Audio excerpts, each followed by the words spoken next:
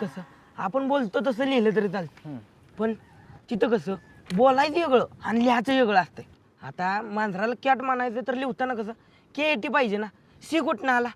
मराठीत कसं स म्हणजे स आणि इथं स म्हणजे क आणि क म्हणजे कच. आता नो म्हणायचं तर NO नो होतं. KNOW कशाला हुराव घालाय दिलाय व्हय.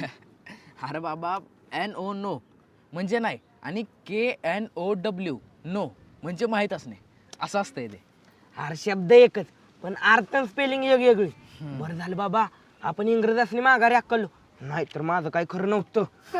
तुझं आता बी काही खरं नाहीच. नवीन मॅडम काही इंग्रजांपेक्षा कमी ऐकतोय.